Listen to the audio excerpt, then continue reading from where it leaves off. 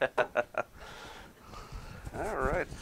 Good afternoon. I'm Dr. Matt. So I'm going to be talking about another, tool we can use to detox. Not necessarily exercise, but exercise is one of the things that induces it.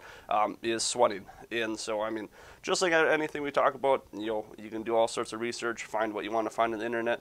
Some people say you can't sweat out toxins, but there is a lot of research that supports it. And so we're just going to talk about some of that research. Couple of this, when I was looking, reading, doing different research, some of the chemicals I found that they did find in sweat was phthalates and bisphenol A or BPA, and these are found in a lot of plastic products, arsenic, cadmium, lead, and mercury. These are all heavy metals. We live in Wausau, that's an older city. A lot of this, parts of the city still have lead pipes. If you have a house that was built before 1970, you see that paint that kind of cracks in rectangular patterns or, square patterns. That's probably a lead-based paint. So those are all just, a couple more ways we've got toxins in our lives, along with what Lexi talked about. So as Dr. Aaron talked about before, liver is one of our biggest ways we get toxins out of the body. But there are a few toxins that, when I was reading, didn't come out into the urine, wasn't measured in the blood serum, but they did find it in the sweat. So there are a few that may be better excreted from the body through the sweat. In a study I found in 2011, BPA was found in most individuals in the study, but there was a couple individuals in the study where BPA was found in the sweat, but it wasn't found in the blood serum or the urine. So that means it wasn't coming out in the urine, and it wasn't in the bloodstream. That means it was probably stored somewhere in the body, like the fat. And through sweat, they were able to get rid of it. Another study I found, a couple different studies actually, we're talking about heavy metals.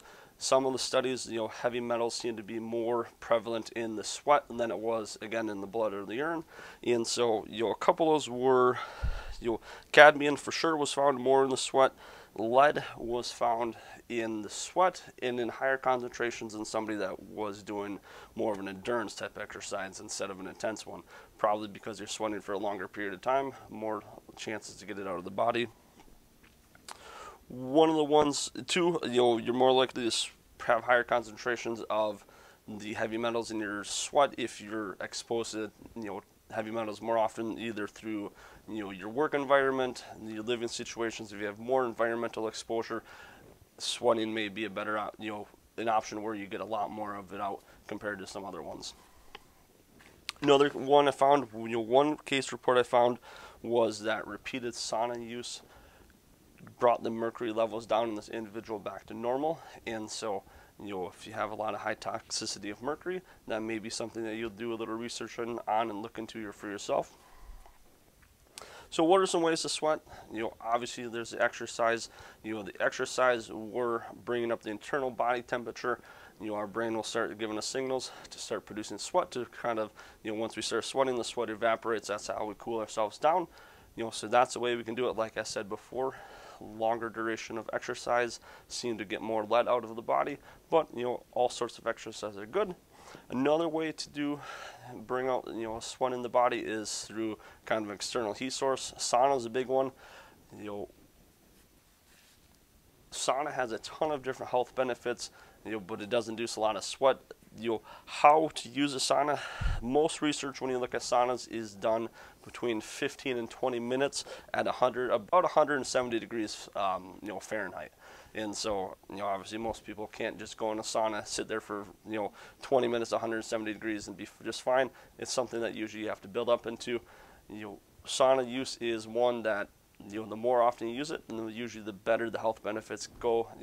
From 1 to 2, you get a certain amount of health benefits times using it a week, to 5 to 7, it really increases the health benefits that you get from it. I know we've talked about saunas before in here, but maybe we'll do another talk just on saunas itself. A few tips and tricks on sweating. Obviously, if you're not healthy enough to exercise or sauna, don't do it. If you have certain heart conditions, it may not be right for you. If you have any questions, consult your doctor. Make sure you're hydrated enough, because we are losing water, electrolytes through the sweat. And then also too, one I didn't think of is, when you do sweat, what you excrete, like Dr. Lexi was saying, you absorb 60% of what's on your skin. So once you sweat, you want to wash off the sweat so you're not just reabsorbing the toxins that you just got out of your body. So that was just a short, sweet summary of ways that you can add to the detox process in the body. Dr. Bouch is going to take it from here.